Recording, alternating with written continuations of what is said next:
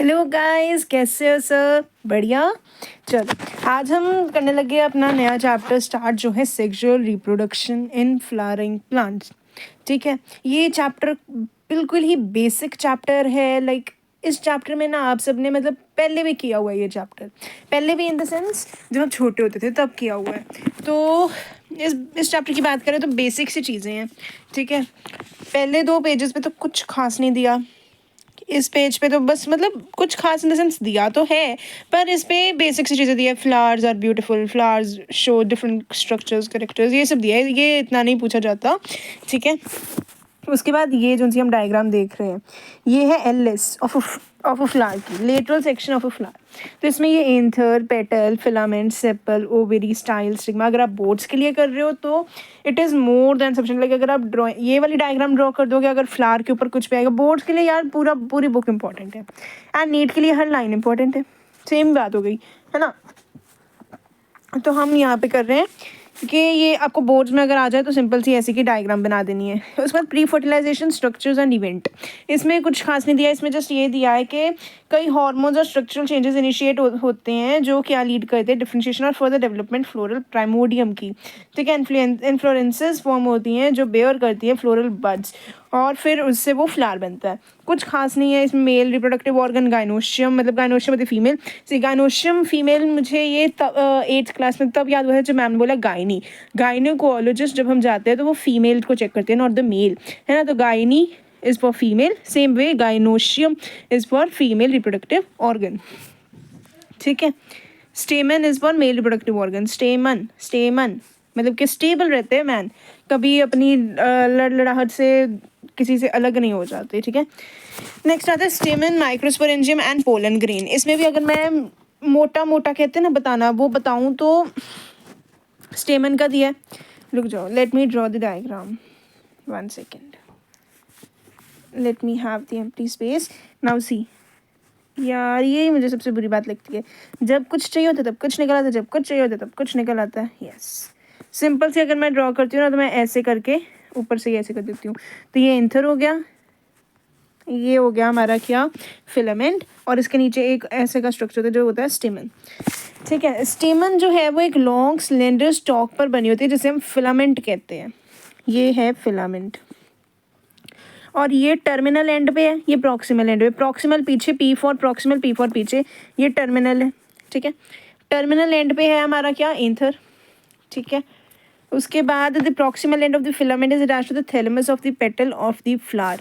तो जो सा प्रॉक्सिमल एंड है फिलामेंट का, ये स्टेमन वाला, तो ये कहाँ पर अटैच्ड होता है, हमारे थैलेमस पे, यानी कि पेटल पर। ये पेटल है, ठीक है, यहाँ पर अटैच्ड होगा। जैसे कि अगर आप कोई भी अपने छत पर जाकर फूल देखो तो फूल में ना हमें ऐसे का दिखेगा। I can draw this, 1 second, ये हमारा फूल है। तो ये जो मैंने गोला सा बनाया है इसके अंदर हमें क्या दिखेगा, ऐसे के छोटे छोटे से, जिसे हम कहते हैं पोलन। ठीक है, ये पोलन है। तो ये जो उनसे मैंने ऐसे के डॉट डॉट से बनाए हैं, इसमें होगा एंथर, स्टेमन, फिलामेंट, तीनों।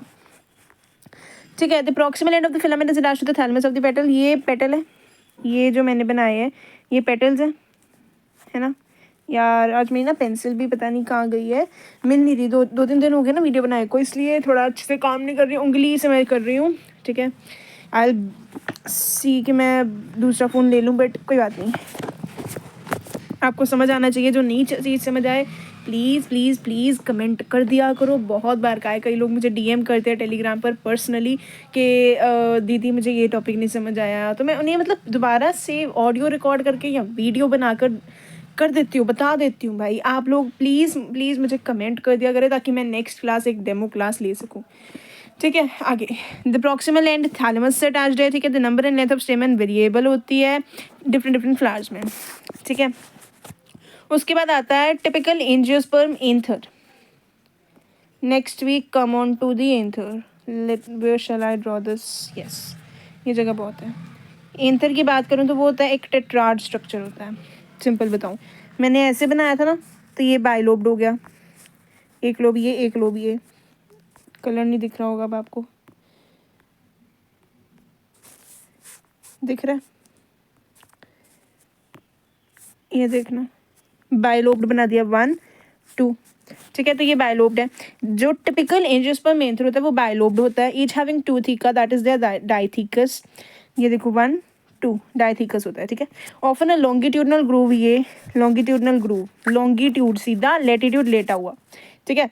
Runs lengthwise separating the theca, ये देखो ये सेपरेट कर रहा है थीका, एक इसे सेपरेट कर रहा है। जैसे कि अगर हम ब्रेन की बात करें तो हेमीस्फीयर्स को कौन सेपरेट करता है? हमारा कॉर्पस कैलोसम, ठीक है। ये भी सब ध्यान रखना है, सारा इंटरलिंक करते हुए जाना है यार। जो ह्यूमन फिजियो में है वही सेम थोड़ा बहुत इसमें भी है, ठीक है। The bilobe nature of an anther is very distinct in the transverse section of the anther. The anther is four-sided tetragonal structure, consists of microsporangia located at the corners, 2 in each lobe. यही मैंने बनाया, 2 in each lobe, 1 2 3 4, 2 in each lobe, okay, and they are separated by theca, diathecus. अच्छा, one more thing. Sorry, not separated by theca, but separated by longitudinal groove that runs lengthwise or longitudinally, separating the two theca. तो ये जो सी line है, कौन सी? ये वाली, ये वाली लाइन आपकी नीट 2017 में पूछी जा चुकी है। उसके बाद ये वाली भी, ठीक है। तो प्लीज़ ध्यान से पढ़ना है आपको। The bilobe nature of an anther is very distinct in the transverse section of the anther. The anther is four sided tetragonal structure consisting of 4 microsporangia. उसके बाद है the microsporangia develops further and becomes pollen sac. Microsporangia becomes pollen sac. They extend longitudinally all through the length of an anther and are packed with pollen grains. Structure of microsporangia में कुछ खास नहीं है, आपको ये 3-4 चीज़ें ध्यान रखनी है. Layers, epidermis, endothecium, middle layer, tapetum.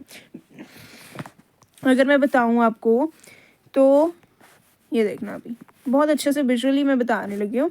Epidermis, ठीक है, then we have is endothecium, then middle layers 1 2 3 4, and then at last we have is the tapetum. Epidermis, endothecium, middle layers, and then the tapetum. Okay, तो जो सी हमारी epidermis और epidermis endothecium middle layers होते हैं, ये डिसेंस करती है किसका? एंथर का, और प्रोटेक्शन का फंक्शन परफॉर्म करती है. टेपिटम की बात करें तो वो नरिशमेंट प्रोवाइड करती है. और इसमें डेंस साइटोप्लाज्म होता है टेपिटम में, तो ये क्या करती है? यार एक चीज़ ध्यान रखना, जिसमें डेंस साइटोप्लाज्म होगा उनमें सिक्रीशन ज़्यादा, मतलब ज़्यादा होती रहती है, मतलब सिक्रीशन होती है. टेपिटम सिक्रीट भी करता है और नरिशमेंट भी करता है. उसके बाद when the anther is younger group of compactly arranged homogeneous cells called the sporogenous tissue occupies the centre of each microsporangium. जब एंथर बहुत ज़्यादा छोटा बच्चा होता है तब उसमें स्पोरोजेनस टिश्यू होता है जो ऑक्यूपाई करता है सेंटर माइक्रोस्पोरेंजियम का. नेक्स्ट आता है माइक्रोस्पोरोजेनेसिस. तो जैसे जैसे एंथर डेवलप करता है, cells of the sporogenous tissue जो है वो मेयोटिक डिविजन्स अंडरगो करते हैं to form a microspore tetrad. उसके बाद अगर हम यहाँ पर देखें तो यहाँ पर हमें क्या दिख रहा है? तो ये जो सी डायग्राम है, ये एक यंग एंथर का ट्रांसवर्स सेक्शन, जिसे हम क्रॉस सेक्शन कहते हैं, उसे दिखाती है, ठीक है. तो डायग्राम को अगर मैं एक्सप्लेन करना शुरू हूँ तो ये जो सा हमें ए पार्ट दिख रहा है, इसमें हमें ट्रांसवर्स सेक्शन दिख रहा है किसका? यंग एंथर का. इसमें एक एंथर का क्रॉस सेक्शन दिखाया गया है जो 4 माइक्रोस्पोरेंजिया यानी कि पोलन सैक्स से बना होता है, ठीक है. मैंने पीछे बताया इसके अलग अलग लेयर्स होते हैं, epidermis, endothecium, middle layer and tapetum. Epidermis सबसे आउटर प्रोटेक्टिव लेयर, एपी बाहर, एंडो अंदर. इसका काम एंथर, एंडोथीशियम का काम एंथर को डिसेंस यानी कि, या डिसेंस मतलब फटना, ठीक है, फाड़ने में हेल्प करता है. प्लीज़ डू नॉट स्माइल और डू नॉट लाफ, बट यार मैंने आपको पिछले बार भी कहा था वी आर फ्रेंड्स, है ना. उसके बाद मिडल लेयर्स टेम्परेरी लेयर्स हैं जो बाद में डिजनरेट हो जाती है, इतना आपको ध्यान रखने की जरूरत है. Just stick to NCERT. Tapetum ये इनरमोस्ट लेयर है जो नरिशमेंट प्रोवाइड करता है, न्यूट्रिशन भी प्रोवाइड करता है. नेक्स्ट आता है स्पोरोजेनस टिश्यू. यहाँ पोलन मदर सेल्स होते हैं जो मियोसिस से पोलन ग्रेन्स बनाते हैं. उसके बाद बी पार्ट हमें दिख रहा है इनलार्ज्ड व्यू. ये एक माइक्रोस्पोरेंजियम यानी कि पोलन सैक का जूम्ड इन व्यू है जो उसके डिफरेंट लेयर्स और डेवलपिंग पोलन ग्रेन को दिखाता है. माइक्रोस्पोर मदर सेल मियोसिस करके पोलन ग्रेन बनाते हैं. पीछे बात हो गई. नेक्स्ट है मेच्योर डिसाइज्ड एंथर. जब एंथर मेच्योर हो जाता है तब पोलन ग्रेन रिलीज होते हैं. ये तब होता है जब एंडोथीशियम श्रिंक करता है और एंथर फट जाता है. मेच्योर एंथर में पोलन ग्रेन मेल गैमेटोफाइट को रिप्रेजेंट करता है. नेक्स्ट है as each cell of the sporogenous tissue के. तो इसमें माइक्रोस्पोरोजेनेसिस बताया है कि ये वो प्रोसेस है जिसमें पोलन मदर सेल मियोसिस करके माइक्रोस्पोर यानी कि पोलन ग्रेन बनाते हैं. हर पोलन मदर सेल मियोसिस करके 4 4 माइक्रोस्पोर्स बनाते हैं, ठीक है, जिसे हम माइक्रोस्पोर टेट्राड बोलते हैं।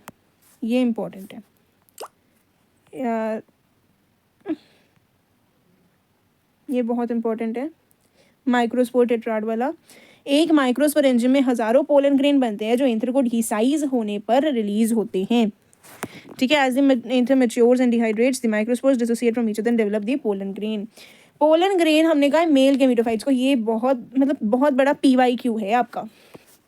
ये वाली लाइन जो है ये PYQ है, ये हर साल मोस्टली पूछी गई है एक्सेप्ट लास्ट ईयर। ये हर बार पूछी गई है कि pollen grains represent the dash gametophyte, male gametophyte female gametophyte कौन सी। तो देखो यार फीमेल से निकल रही है मेल होएगी, ये ध्यान रखना। पोलन ग्रेन किससे निकल रहे हैं, फीमेल से, माइक्रोस्पोरोजेनेसिस से ही निकल रहे हैं पोलन ग्रेन। अगर हिबिस्कस फ्लावर या किसी और फ्लावर के एंथर को टच करते हैं तो ये एक yellow powdery pollen grain finger पर लग जाते हैं, ठीक है। बस ये बताया उन्होंने। उसके बाद आता है ये, ओके, ये इंपॉर्टेंट है। पोलन ग्रेन्स जनरली स्पेरिकल होते हैं, इनकी मेजरमेंट होती है 25 to 50 माइक्रोमीटर्स डायमीटर में। इसकी 2 लेयर्ड वॉल होती है, एक होती है एक्साइन और एक होती है इंटाइन। एक्साइन जो है वो स्पोरोपोलन की बनी होती है जो बहुत ज़्यादा रेजिस्टेंट ऑर्गेनिक मटेरियल है, ठीक है, जो कि बहुत हाई टेम्परेचर्स को विदस्टैंड कर लेते हैं और स्ट्रॉन्ग एसिड्स और एल्कलाई को भी। कोई एंजाइम नहीं ऐसा बना जो डिग्रेड कर दे स्पोरोपोलन को अभी तक, ठीक है। उसके बाद है pollen grain exine has prominent aperture called germ pores. Exine एक प्रोमिनेंट अपर्चर कंटेन करती है जिसे हम जर्म पोर कहते हैं, जहाँ पर स्पोरोपोलन एब्सेंट होता है। Pollen grains are well preserved as fossils because of the presence of sporopollenin. अब ये भी बहुत मतलब पिछले साल का ही है, 2024 का ही क्वेश्चन है। Late me underline this. ये जो सा क्वेश्चन है ये 2024 का ही है, हो नहीं रहा यार अंडरलाइन।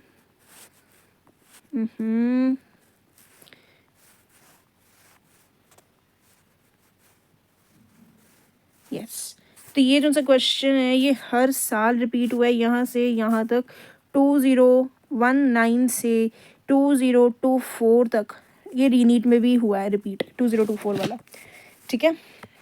रीनीट हुआ था ना तेलंगाना वाली साइड, शायद हुआ तो था, मुझे जितना याद है मैंने लिखा हुआ है रीनीट 2024, ठीक है। Pollen grains are well preserved as fossils because of the presence of sporopollenin. उसके बाद है what is the function of germ pore. अच्छा, अब जर्म पोर का फंक्शन क्या है, protection, responsible for the pollination of pollen tube. उसके बाद है इनर वॉल। अच्छा, पोलन ग्रेन की अंदर की वॉल को हम इंटाइन कहते हैं। ये थिन होती है, कॉन्टिन्यूस लेयर है जो कि किसकी बनी होती है, सेलुलोज और पेक्टिन की। अब जो सा पोलन ग्रेन का साइटोप्लाज्म है वो प्लाज्मा मेम्ब्रेन से सराउंडेड है। जब पोलन ग्रेन मैच्योर होता है उसमें 2 सेल्स होते हैं, एक होता है वेजिटेटिव सेल और एक होता है जनरेटिव सेल। ये बहुत इंपॉर्टेंट क्वेश्चन है, PYQ है ये। देखो जब मुझे हाईलाइटर चाहिए होता है तब कुछ निकल आता है, ये इंपॉर्टेंट है, PYQ है यार। ये सारा मतलब पूरा का पूरा पैराग्राफ ही PYQ है आपका, ठीक है। चलो पढ़ते हैं इसे हम। तो जो वेजिटेटिव सेल है वो बड़ा होता है, अबंडेंट फूड रिजर्व और लार्ज इरेगुलरली शेप न्यूक्लियस होता है। यार देखो वेजिटेटिव सेल वेजिटेटिव यानी कि हम कहते नहीं आई एम क्या कहते हैं यार, वेजिटेटिव, आई एम वेजिटेरियन, हाय राम, मैं वेजिटेरियन हूँ, ठीक है। मैं नॉन वेज खाता हूँ, मैं नॉन वेजिटेरियन हूँ, मैं वेज हूँ, मैं नॉन वेज नहीं खाती, ठीक है। तो वेजिटेरियन यानी कि वेजिटेरियन बहुत सारी पॉपुलेशन, लाइक 100 में से 60% तो वेजिटेटिव सेल ही होंगे, ठीक है। बाकी बचे 40% वो जनरेटिव सेल है, ठीक है। वेजिटेटिव सेल बड़ा, अबंडेंट फूड रिजर्व मटेरियल और उसमें लार्ज रेगुलरली शेप न्यूक्लियस होता है। जनरेटिव सेल छोटा होता है और फ्लोट करता है साइटोप्लाज्म में। जनरेटिव सेल स्पिंडल शेप्ड होता है विद डेंस साइटोप्लाज्म, मैंने पीछे भी बताया था डेंस साइटोप्लाज्म यानी कि सेक्रेशन, ठीक है। और इसका जो वो होता है न्यूक्लियस, वो भी वही होता है, स्पिंडल शेप्ड होता है, ठीक है। 60% ऑफ एंजियोस्पर्म्स में पोलन ग्रेन 2 सेल्ड स्टेज पे शेड होते हैं और बाकी बची कुछ चीज़ उनसे 40-30% पॉपुलेशन है उसमें 3 सेल्ड स्टेज पे होते हैं। पोलन ग्रेन बहुत सारी एलर्जीज और ब्रोंकियल एफ्लिक्शंस कॉज करता है। कुछ लोगों को ये क्रोनिक रेस्पिरेटरी डिसऑर्डर जैसे एजमा और ब्रोंकाइटिस कॉज करता है। ये अब मेंशन करना की ज़रूरत है कि पार्थीनियम या कैरेट ग्रास जो है वो इंडिया में कैसे आई थी, as a contaminant with imported wheat, ठीक है। अब वो जनरल बन गई है अकरेंस में और पोलन एलर्जी कॉज करती है। तो ये जो 60-40 वाला क्वेश्चन है ना, 60% 2 सेल्ड और 40% 3 सेल्ड, ये 2024 का क्वेश्चन है। Let me right it down. ये क्वेश्चन 2024 का है यार। एक तो मेरा ना 4 बड़ा डिफरेंस हो गया है। 4 में पहले ऐसे लिखती थी, ऐसे, अब मैं ऐसे लिखती हूँ, पता नहीं क्यों। छोड़ो, आगे बढ़ते हैं। Pollen grains are rich in nutrients. Pollen grains nutrient में बहुत रिच हैं, बहुत अच्छे माने गए हैं। ये तो फैशन ही बन गया है कि फूड सप्लीमेंट्स के तौर पे पोलन टैबलेट्स लेना।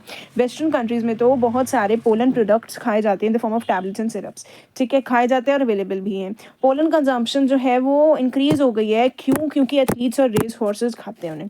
अब एग्जाम्पल्स में ये आ सकता है, पोलन प्रोडक्ट्स अगर यहाँ पर दिया है तो ये आ सकता है 45 OZ है ना, ये वाला, ये 2017 का क्वेश्चन है, ठीक है। तो कोई डायग्राम नहीं छोड़नी, कोई भी नहीं। बी पोलन, सो एग्जाम्पल्स है bee pollen from England, then bee product cream, bee pollen cream and energy stuff. ये 3 एग्जाम्पल्स हमारी NCERT में दिए, आगे पीछे यहाँ वहाँ कहीं ना कहीं तो दिए। ओके जब पोलन ग्रेन एक बार बुझ गए, शेड हो गए, तो पोलन ग्रेन्स लैंड करते स्टिग्मा पर before they lose viability. If they have to bring about fertilization, अगर उन्हें फर्टिलाइजेशन लेके आनी है तो वो स्टिग्मा पर लैंड करेंगे बिफोर दे लूज वायबिलिटी, ठीक है। So the period for which pollen grains remain viable is highly variable and some extent depends on the prevailing temperature and humidity. जो पीरियड है पोलन ग्रेन्स का viable रहने का वो depend करता है, ठीक है। और पोलन ग्रेन अपनी वायबिलिटी लूज कर देते हैं 30 मिनट्स में। और कुछ प्लांट्स में जैसे रोसेजी, लेग्यूमिनेसी, सोलेनेसी, वो बहुत सारे महीनों तक वाइबल रहते हैं। किन प्लांट्स में, राइस और वीट में अपनी वाइबिलिटी 30 मिनट्स में, आधे घंटे में लूज़ कर देते हैं। वेराज रोसेजी, लेग्यूमिनेसी एंड सोलेनेसी, इन तीनों में कितनी देर तक वाइबल रहते हैं, फॉर मंथ्स, ठीक है, महीनों तक। उसके बाद है आर्टिफिशियल इंसेमिनेशन। तो आर्टिफिशियल इंसेमिनेशन कैसे पॉसिबल है, लिक्विड नाइट्रोजन से -196 डिग्री सेल्सियस पर होता है। ये आगे हम पढ़ेंगे लास्ट चैप्टर में, क्रायो प्रिजर्वेशन, ठीक है, जो यूज़ होती है पोलन बैंक्स, सीड बैंक्स की जैसी होती है, ठीक है, उनमें यूज़ होती है। क्रॉप ब्रीडिंग प्रोग्राम्स में यूज़ होती है। नेक्स्ट आता है the pistil, megasporangium and embryo sac. ये पूरा का पूरा भाई इंपॉर्टेंट है, बट हाँ ये जो सा लिक्विड नाइट्रोजन वाला है ना, ये वाला, ये 2017, 2019 और 2023 का क्वेश्चन है, ये लिक्विड नाइट्रोजन वाला, तो ये इंपॉर्टेंट है। The pistil, megasporangium and embryo sac. अब इसमें क्या है देखते हैं। गायनोशियम एक फ्लावर के फीमेल रिप्रोडक्टिव पार्ट होता है। अगर एक ही पिस्टल हो उसे मोनोकार्पिलरी कहते हैं, और अगर एक से ज़्यादा फ्यूज्ड हो तो उसे मल्टीकार्पिलरी कहते हैं, ठीक है। पिस्टल्स अगर फ्री हों, जैसे कि लोटस हो गया, रोज़ हो गया, ठीक है, इन दोनों में फ्री होते हैं तो उसे एपोकार्पस कहते हैं। और जैसे कि मस्टर्ड और टोमेटो, इनमें बहुत सारे नहीं फ्यूज्ड होते हैं तो उसे सिनकार्पस कहते हैं, ठीक है। आगे दिया है each pistol has 3 parts, stigma, style and ovary. Pistol के 3 पार्ट्स होते हैं, स्टिग्मा, स्टाइल और ovary. Stigma pollen grain receive करता है, स्टाइल एक ट्यूब लाइक स्ट्रक्चर है जो स्टिग्मा को ओवरी से कनेक्ट करता है, और ओवरी इसके अंदर ओव्यूल्स यानी कि क्या कहते हैं उसे यार, मेगास्पोरेंजियम होते हैं, यही लिखा ना, हाँ, द बेसल पार्ट, यस सही होता है, ठीक है। Inside the ovary there are some more ovules attached to the flattened cushion like placenta. Ovary के अंदर एक या ज़्यादा ओव्यूल्स होते हैं जो प्लेसेंटा से अटैच्ड होते हैं। The placenta is located inside the ovarian cavity. Placenta किसमें लोकेटेड होती है, inside the ovarian cavity. Ovarian cavity के अंदर लोकेटेड होती है। ये डायग्राम है, ये डायग्राम भी इंपॉर्टेंट है। इसमें हमारे अगर बोर्ड्स की बात करूँ तो मैंने PYQ में देखा था 2022 और 2023 में पूछा गया था, और यही सेम ईयर नहीं, इससे 1 साल पहले 2021 और 20 था जब ये नीट में पूछा गया था, ठीक है। सर्कल वाला नीट का है और दूसरा हमारा उसका क्या कहते हैं उसे, बोर्ड का 2022 और 2023 वाला। तो इसमें कुछ खास नहीं है, बस आपको लेबलिंग्स याद रखनी है, स्टिग्मा, स्टाइल, उसके बाद ओवरी, थैलेमस। उसके बाद अगली बी वाली में देखो यार, पहले वाली मोनोकार्पिलरी, दूसरे वाली सिनकार्पस, तीसरे वाली एपोकार्पस और चौथे वाली फिर से एनोट्रोपस ओव्यूल। 4th वाली डी ऑप्शन वाली ये सबसे इंपॉर्टेंट है, मोस्ट इम्पॉर्टेंट, ठीक है, सबसे ज़्यादा इंपॉर्टेंट ये है। चलो आगे बढ़ते हैं। Arising from the placenta and the megasporangium commonly called ovules, कुछ नहीं है इसमें। आगे आ जाते हैं मेगास्पोरेंजियम एंड इट्स स्ट्रक्चर पर। Let us familiarize ourselves with the structure of a typical angiosperm. The ovule is small. Okay, let me explain this very diagram. Eraser चाहिए पहले, तो मुझे इसे इरेज करना पड़ेगा। ओके, तो मेगास्पोरेंजियम की बात करें तो the ovule is a small structure attached to the placenta by means of a stalk called funicle. ये फ्यूनिकल है आपकी, यार अपना मुझसे मार्क नहीं होगा, या तो मार्क कर लो या समझा लो, तो आप प्लीज़ नोट करते जाना, प्लीज़ ध्यान इस पे डालो, फ़ोन अपना जो भी कुछ देख रहे हो सब छोड़ दो और इस पे ध्यान दो। The ovule is a small structure attached to the placenta by means of a stalk called funicle. Funicle से अटैच्ड होती है, ठीक है, फ्यूनिकल और अपनी इंटेगुमेंट से मैं बता ही देती हूँ। The body of the ovule fuses with funicle in the reason called hilum. अब जो बॉडी है वो फ्यूनिकल से किस चीज़ पे फ्यूज होती है? हाइलम पे। ठीक है, उसके बाद है हाइलम जो है वो जंक्शन रिप्रेजेंट करता है ओव्यूल और फ्यूनिकल के बीच। हर ओव्यूल में एक या दो प्रोटेक्टिव कवरिंग्स होती हैं, प्रोटेक्टिव एनवेलप्स होते हैं, जैसे हम इंटेगुमेंट्स कहते हैं। Integuments encircle the nucellus except at the tip where a small opening called micropyle is organized. अब आप माइक्रोपाइल भी देख पा रहे हो, फ्यूनिकल के नीचे है ना। तो माइक्रोपाइल है जहाँ से ये फूटता है, बाहर निकलता है, मतलब फटता है, डिसाइज होता है। ठीक है, Integuments encircle the nucellus except the tip where a small opening called micropyle is organized opposite to the microius. उसके बाद ये जो सा खुला सा आप एरिया देख रहे हो ये है शलाजा, जहाँ पर शलाजल पोल दिया है उसके अगर हम पूरा देखें तो वो शलाजा है। ऊपर वाला है तो पोल है, बीच वाला है तो वो शलाजा है। Enclosed within the integument is a mass of cells called nucellus. अब मीगास्पोरोजेनेसिस से ऊपर दिया है, enclosed within the integument is a mass of cells called the nucellus. अब ये जो इंटेगुमेंट्स है ये किसे कवर कर रहे हैं? न्यूसेलस को। ठीक है, न्यूसेलस एक बेबी लाइक स्ट्रक्चर है, जैसे हम वॉर्म की बात करें, मदर्स वॉर्म की, तो इसमें अगर हम देखें तो बेबी किस में प्रोटेक्टेड होता है? मदर की यूट्रस में। ठीक है, क्योंकि बेबी में अभी कोई ऐसा नहीं डिफेंस मैकेनिज्म नहीं काम करता कि वो कुछ कर सके, है ना। तो वो क्या है कि प्रोटेक्शन का काम करता है, क्या? Mothers warm. Cells of the nucellus है, इसमें अबंडेंट रिजर्व फूड मटेरियल होते हैं। ठीक है, अब न्यूसेलस में क्या क्या लोकेटेड होता है? Embryo sac, female gametophyte. ठीक है, ओव्यूल में जनरली एक सिंगल एम्ब्रियो होता है जो किससे फॉर्म होता है? मीगास्पोर से। नेक्स्ट आता है हमारे पास megasporogenesis, process of formation of megaspores. Megaspore mother cell यानी कि एमएमसी मियोसिस के थ्रू मीगास्पोर बनाती है। इस प्रोसेस को मीगास्पोरोजेनेसिस कहते हैं। Ovules generally differentiate a single megaspore cell in the micropylar region. Okay, of the nucellus, एक सेकेंड रुको मेरी ना, हाँ सही है। हर ओव्यूल में एक एमएमसी होता है जो न्यूसेलस के माइक्रोपाइलर रीजन में होती है। एमएमसी यानी कि मीगास्पोर मदर सेल। मीगास्पोर मदर सेल एक बड़ी सेल होती है जिसमें डेंस साइटोप्लाज्म और एक प्रोमिनेंट न्यूक्लियस होता है। एमएमसी मियोसिस करती है और 4 मीगास्पोर बनाती है। और क्या बनाती है? 4 मीगास्पोर बनाती है। ओके, उसके बाद फीमेल गैमेटोफाइट, अब सिर्फ एक मीगास्पोर फंक्शनल रहता है, बाकी 3 डिजेनरेट हो जाते हैं। आगे है मैं सोच रही हूँ कि ये पढ़ाऊँ आपको या ना पढ़ाऊँ, क्योंकि इसमें से आज तक मुझे तो नहीं कोई क्वेश्चन दिखा। मेरे साथ ही में बुक खुली हुई है PYQs वाली, तो मुझे तो कुछ भी नहीं दिख रहा। एक भी क्वेश्चन नहीं मुझे ऐसा दिख रहा जो पूछा गया हो। चल हम करते हैं, कोई बात नहीं। तो बचा हुआ फंक्शनल मीगास्पोर माइटोसिस से एम्ब्रियो सैक में डेवलप हो जाता है। अब मैं आपको ना एक डायग्राम भी दिखाऊंगी, ठीक है, फिर देखना आप। उसके बाद let us study about the formation of embryo sac in detail. अब हम स्ट्रक्चर ऑफ एम्ब्रियो सैक को पढ़ते हैं। तो इसमें हमें क्या दिख रहा है कि जो मीगास्पोर का न्यूक्लियस पहले 2 पार्ट्स में डिवाइड होता है माइटोसिस के थ्रू। ये दोनों न्यूक्लियाई ऑपोजिट पोल पर चले जाते हैं। टोटल 3 मियोटिक डिविजन्स होती है। कितनी? 3 मियोटिक डिविजन्स होती हैं। ये बहुत इंपॉर्टेंट है। ये मैंने आज ही एक सुबह क्वेश्चन आपको पढ़ाने से पहले ना मैं एक क्वेश्चन रीड करती हूँ, ठीक है, जिसमें मैं देखती हूँ कि कौन कौन से क्वेश्चन पूछे गए। तो ये जो 3 मियोटिक डिविजन्स है ना, माइटोटिक डिविजन, ये सबसे इंपॉर्टेंट है, ठीक है। तो जहाँ लिखा है ना these mitotic divisions are strictly free nuclear वाला, उससे ऊपर ये लाइन दी है 2 more mitotic divisions results in the formation of 8 nucleate embryo sac. Let me underline this one second.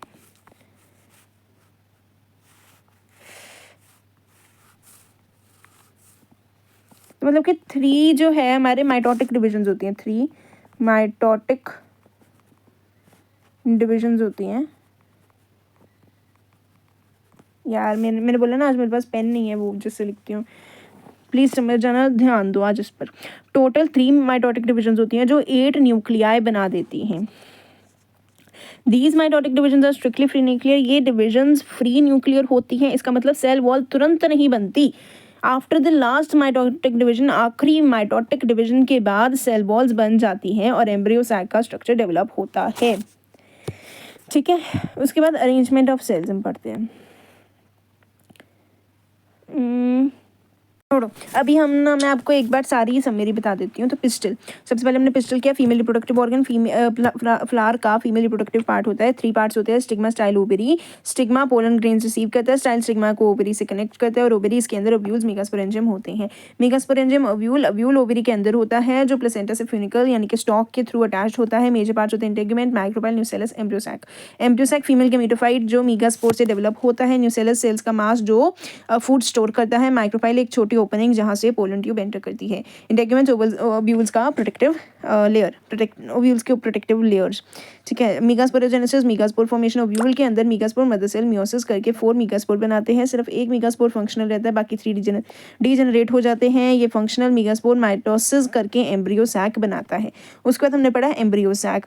Mature embryo sac has 7 celled 8 nucleate like condition, like 7 cell और 8 nucleate होते हैं। Cell की अगर मैं अरेंजमेंट की बात करूँ तो माइक्रोपाइलर एंड में 1 सेल और 2 साइनर्जिड होते हैं, टोटल 3 सेल्स होते हैं। सेंट्रल सेल की बात करूँ तो 2 पोलर न्यूक्लियाई होते हैं, और शलाजल एंड की बात करूँ तो 3 एंटीपोडल सेल्स होते हैं। एग सेल फर्टिलाइजेशन के लिए रेडी होती है, जो मेल गैमीट के साथ फ्यूज होके जाइगोट बनाता है, ठीक है। ओके तो ये जो सा प्रोसेस है फीमेल गैमीट फॉर्मेशन और फर्टिलाइजेशन के लिए इंपॉर्टेंट होता है। लेट मी ड्रॉ दिस, जो मैंने अभी बताया आप सबको। तो ये है 1 2 3, 1 2, और ये इसके ऊपर एग सेल, पोलर न्यूक्लियाई, ठीक है। ये एंटीपोडल्स, पोलर न्यूक्लियाई, ये एग सेल, ये हमारा साइनर्जिड, और इसके नीचे होते हैं फिलीफॉर्म एपरेटस, ठीक है। इतनी सी बात मैंने आपको एक छोटे से पैराग्राफ में समझा दी। Next we come on to the pollination. Next रहता है पॉलिनेशन। पॉलिनेशन अगर मैं बात करूं तो पॉलिनेशन हम किसे कहते हैं? Transfer of pollen grains to the stigma of pistil is termed as pollination. ये डेफिनेशन आई तो नहीं है, बट इस बार जैसे कि लोग बोल रहे हैं 2025 का पेपर डिफिकल्ट होगा, मतलब डिफिकल्ट नहीं ट्रिकी सा होगा, तो ये आ सकती है, बचकानी डेफिनेशंस भी आ सकती हैं, ठीक है। Flowering plants have evolved an amazing area of adaptation to achieve pollination. Okay, अब now there are 3 kinds of pollination: autogamy, xenogamy, geitonogamy, ठीक है। ऑटोगेमी की अगर मैं बात करूँ, इसमें क्या होता है? पॉलिनेशन सेम फ्लावर में होती है, ठीक है। Transfer of pollen grain from the anther to the stigma of the same flower. ये डेफिनेशन, मतलब ये लाइन, यार अब हाईलाइटर चाहिए, हाईलाइटर में दिक्कत होगी। यस, ये रहा। Transfer of pollen grain from anther to stigma in normal flower, ये सारा इंपॉर्टेंट है। उसके बाद केस्मोगेमस, क्लिस्टोगेमस की भी बात आएगी, ये भी बहुत इंपॉर्टेंट है। प्लीज़ एग्जाम्पल्स इसकी ध्यान रखना। तो मेरा जो मैंने अंडरलाइन किया था वो अब उड़ गया, पता नहीं क्या रीज़न था, क्या हुआ, उड़ गया। चलो अब हम आते हैं ऑटोगेमी पे। ऑटोगेमी में कुछ खास नहीं है। इसमें क्या होता है, जैसे लेट मी ड्रॉ 1 सेकेंड। नहीं यार देखो, जब मुझे वो पेंसिल चाहिए थी तब हाईलाइटर निकल जाता है। So we have this plant, ठीक है। अब मैं इस पर फ्लावर ड्रॉ कर रही हूँ। अब अगर मैं आपको बताऊँ ऑटोगेमी का, तो एंथर, ये एंथर है, और ये है हमारा क्या? स्टिग्मा। तो एंथर से stigma, anther to the stigma of the same flower जब होता है, it is called autogamy. This process like transfer of pollen grains from anther to the stigma of the same flower is called autogamy, ठीक है। In a normal flower which opens and exposes the anther and the stigma, complete autogamy is rather rare. वो flower जो कि खुलता है, open होता है, उसमें कंप्लीट ऑटोगेमी बहुत ही रेयर चांसेस है कि हो, क्योंकि यार खुल गया है तो उस पर हवा लग गई है, उसके जो पोलन ग्रेन्स होंगे वो हवा के कारण इधर उधर पास करेंगे, है ना, या इंसेक्ट आकर बैठ जाएगा, इसलिए it's rare. Autogamy is in such flowers requires synchrony in pollen release. This is a PYQ यारो, this is a PYQ. झूठ बोलूँ तो, मतलब सच बोलूँ तो this is a PYQ, okay? ये लाइन PYQ है. The anthers and stigma should lie close to each other so that self pollination can occur. Synchrony वाली जो सी पीछे लाइन बोली, autogamy in such flowers requires synchrony in pollen release and stigma receptivity. This is a PYQ 2023 का neat and रीनीट का question है, ठीक है. Walk, next मैंने ट्रिक की थी walk, Viola oxalis and Commelina, Viola oxalis and Commelina की VOC, walk, ठीक है. उसके बाद है केस्मोगेमस और क्लिस्टोगेमस। जैसे मैंने पहले बोला कि इसे आपको ध्यान रखना है। केस्मोगेमस में होता है सेम केस्मो, क्लिस्टो, क्लिस्टो क्लोज्ड, ठीक है।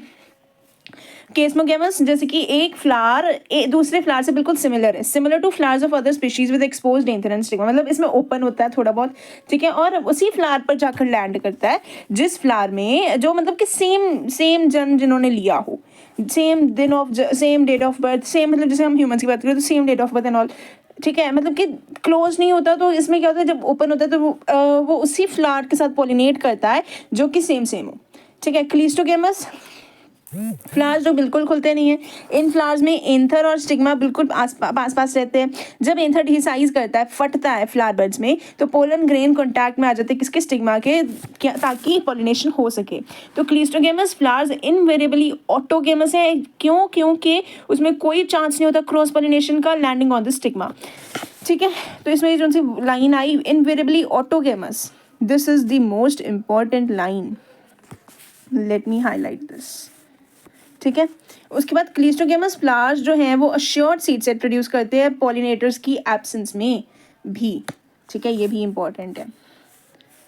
ये जो इनवेरिएबली ऑटोगेमस वाला है, ये 2022 में क्वेश्चन आ चुका है, ठीक है। गीटनोगेमी, एक ही पौधे के दो अलग अलग फ्लावर जिसका एंथर और स्टिग्मा, मतलब एंथर और स्टिग्मा, यार लेट मी ड्रॉ दिस, क्योंकि ना मैंने, अगर मैं अपनी बात करूँ तो मैंने अपनी बुक में ना डायग्राम बनाई हुई है। ये प्लांट है, ये है एक, ये है, दोनों की रूट्स एक साथ ही हैं, ठीक है। ये फीमेल है, ये मेल है, ये फीमेल है, ठीक है। तो इसकी इसमें या इसकी इसमें, anther to the stigma, transfer of pollen grain from anther to the stigma of another flower of the same plant. This question is repeated in 2024. Okay. Although geitonogamy is functionally cross pollination involving a pollinating agent, genetically it is similar to autogamy. Autogamy में क्या होता है, एक ही flower होता है जिसमें क्या कहते हैं, एंथर और स्टिग्मा दोनों एक साथ होते हैं। मतलब जैसे अगर मैं बात करूँ भाई और बहन की शादी, इसमें क्या है, भाई और बहन की शादी है बट ब्लड रिलेशन नहीं सेम। जीनोगेमी में हम क्या देख रहे हैं, आपको पता है, अभी रिकॉर्डिंग बंद हो गई थी, मुझे लगा मैंने सारा समझा दिया, एट लास्ट मैंने देखा रिकॉर्डिंग ही बंद है, वेरी गुड, ठीक है। तो जीनोगेमी, ये फ्लावर है, ये अनदर फ्लावर है, इसका इसमें एंथर टू स्टिग्मा, इसका इसमें एंथर टू स्टिग्मा। तो मैंने पहले भी 2-4 बार बोल चुकी हूँ, रिकॉर्डिंग मेरे दिमाग से निकल गई कि भाई मुझे रिकॉर्ड करना है, मतलब पता नहीं क्लिक हो गया रिकॉर्डिंग पे। ऑल्दो गीटनोगेमी, ये जो सी लाइन है, ये 2022 से 2023 में पूछी गई है, री में पूछी गई है, री इन द सेंस री नीड 2024 में पूछी गई है। उसके बाद जीनोगेमी की बात करें तो ये वाली लाइन पूछी गई है, ठीक है, 2024 री में। ओके, इन द सेंस के जो जीनोगेमी है उसमें एक से दूसरे डिफरेंट प्लांट्स में होता है, different flower on different plant में xenogamy. Geitonogamy same flower on same plant but different flower. Autogamy same flower on a same plant, ठीक है। एजेंट्स ऑफ पॉलिनेशन की बात करें, बायोटिक आते हैं एजेंट्स ऑफ पॉलिनेशन में। बायोटिक में आते हैं एनिमल्स और एबायोटिक में आते हैं विंड एंड वाटर। बायोटिक में जो से मैंने एनिमल्स बोले और एबायोटिक में विंड एंड वाटर बोले, पहले विंड का बता देती हूँ। नेक्स्ट पेज पे है, पॉलिनेशन बाय विंड बहुत ज़्यादा कॉमन है amongst abiotic pollinations. Wind pollination में हमें क्या चाहिए होता है, जो हमारे पोलन ग्रेन्स है वो लाइट होने चाहिए और नॉन स्टिक होने चाहिए, ताकि जो विंड करंट्स हैं वो उन्हें खींच कर लेके जा सके। और जो से हमारे वो है पोलन ग्रेन्स, वो हमें उन्हें मोस्टली क्या चाहिए, वेल एक्सपोज्ड स्टेमन चाहिए, ताकि पोलन इजीली डिस्पर्स हो सके इनटू विंड करंट्स। और लार्ज ऑफन फेदरी स्टिग्मा, ये देखो, ये देख रहे हो, लार्ज ऑफन फेदरी स्टिग्मा, ठीक है, ये स्टेमन है बट ये स्टिग्मा नहीं है, ये स्टेमन है, ताकि ये जो है ना ये विंड से फ्लोट हो सके, विंड पॉलिनेटेड प्लांट है, ठीक है। तो मैं क्या बोल रही थी, लार्ज ऑफन फेदरी स्टिग्मा तो easily trap airborne pollen grain. सारा पेज इंपॉर्टेंट है भाई लोगों, PYQ इसमें से पूरे पेज में से आते हैं, ठीक है। हर लाइन में PYQ पूछा गया, इतना सोच सकते हो आप, एक भी लाइन नहीं छोड़ी उन्होंने PYQs में एक्सेप्ट दोस क्वेश्चंस वाली लाइन, ठीक है। Trap airborne wind pollinated flowers often have single ovule in each ovary and numerous flowers packed into an inflorescence. Okay, example आ जाता है कॉर्न कॉब और ग्रासेस, ठीक है, ठीक है। अभी जो सा सर्कल मैंने किया है, ये वाला पार्ट, ये है हमारा स्टिग्मा एंड स्टाइल, जो क्या करते हैं, पोलन ग्रेन्स को ट्रैप करते हैं। ये देखो, ये देख रहे हो, ये पोलन ग्रेन्स है, ये ग्रेइश कलर के। उसके बाद पॉलिनेशन बाय वाटर बहुत कम होती है और बस 30 जनरा तक लिमिटेड होती है, मोस्टली मोनोकोटिलिडन्स। ये PYQ है। आज ही मैंने क्वेश्चन देखा इसका 2022 और उड़ीसा 2023 में पूछा जा चुका है। उड़ीसा या उड़ीसा जो भी बोलते हो आप लोग अपनी भाषा में, ठीक है। रेगुलर मोड ऑफ ट्रांसपोर्ट है for male gametes among the lower plant group such as algae, bryophytes, pteridophytes. ये भी this is again a PYQ, particularly for some brachyphytes and pteridophytes that the distribution is limited because of the need for water for the transport of male gametes and fertilization. Some examples of water pulling rectras are Wellicenaria and Hydrilla. तो सबसे important examples है VH, Wellicenaria and Hydrilla। वेली रहती है, hydrilla पानी, ठीक है। वेली रहती है स्नेहा, वेली रहती है स्नेहा, तो Vallisneria which grow in fresh water. Vallisneria और हाइड्रिला कहाँ पे ग्रो करते हैं? फ्रेश वाटर में।